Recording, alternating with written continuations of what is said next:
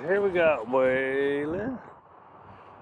I've been having a lot of problems with Waylon lately. So he's not with the other dogs or anything. So it's got me thinking, like, and I've been saying a lot, right? Multi-dog homes, when you start having problems, well, I've been saying this a lot, what I'm fixing to say. When you start having problems, you often want to start working it while they're all together, right? Oh my God, I'm having a problem with him listening out here when he's in the group, right? Because that's specific to Waylon. When I have him just the boys, he's not as bad.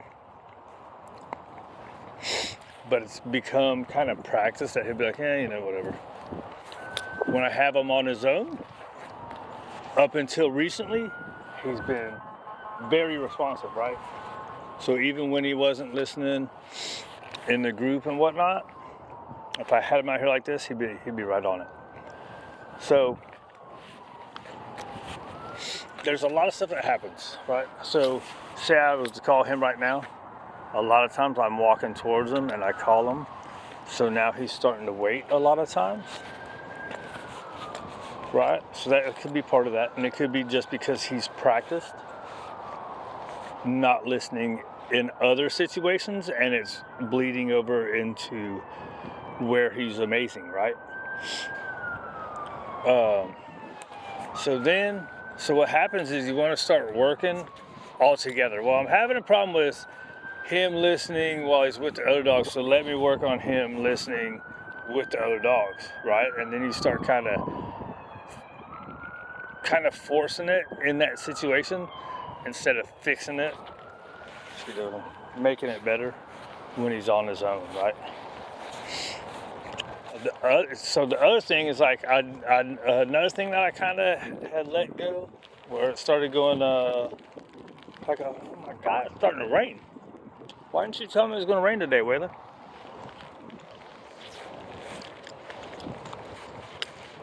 That's a good boy. No? Good. The praise is enough, usually. Get it. So where was I going? Oh. Starts bleeding over from there to there. Certain things I've been doing during group, I think, has aided in it. Oh, and so I started letting him get away with stuff during group because, like, I know. I started not requiring as much because I'm changing to his personality, right? But I haven't made the time to get out and just work with him on his own, like regularly.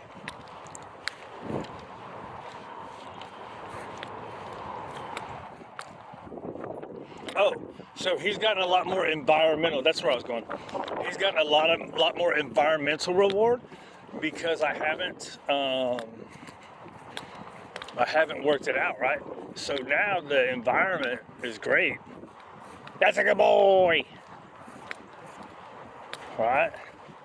Good boy. Got some goodies. Hey. Hey, come here. The hit and run. You got the hit and run going on? You gotten good at the hit and run, huh?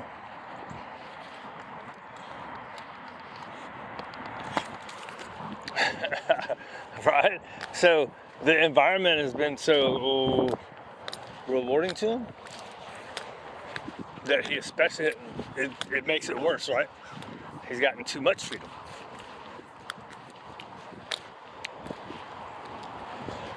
It's hard. You got to make time to enjoy them by themselves.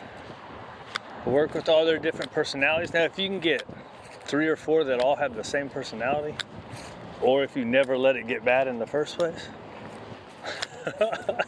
you don't have to fix nothing. And as far as problems go, like, so this morning, here's what happens.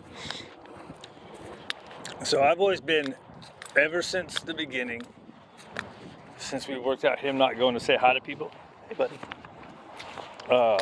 or other dogs, I've been like 95%, right? So now all this other shit's happening. Now it's like I'm 90% that he's not. So this morning a dude was walking by, and we were, say like over there, right? The guy's walking by here. He starts to come this way. I'm like, nuh-uh, come over this way. Well, he wants to go do what he wants. I'm still 90% certain he's not going to say anything to this guy. You know, when I say, I just mean walk up to. He's just going to go to where he wants to go. He's not going to mess with the person. However, the problem is, if you say, hey dude, over here, to help out with the environmental situation, and he wants to go do what he wants. So what I've had to do is a collar, hey, nope. Right, so first I tried this one. We tried this one, and they want to jump around. Because now he's used to not listening to a lot of stuff. So I grabbed him, bring him back, and he's like, I'm like, oh, shut up, dude. Gave me a little growl. Right, so then that stuff starts becoming stuff that hasn't been a big deal. Nice, poo-poo. Stuff that hasn't been a big deal is now becoming a big deal. Right? And that's the other thing I'm seeing. It's like, the dude does the go get thing. I'm like, okay. So the go get move is to have some kind of negative consequence for blowing you off or off leash without going e-collar, right? This guy's like, he's not anti e-collar, he just won't do e-collars. So I'm like, hey, that's good. I don't want to. Right? I want them to have the freedom out here, but there's got to be something for them not listening.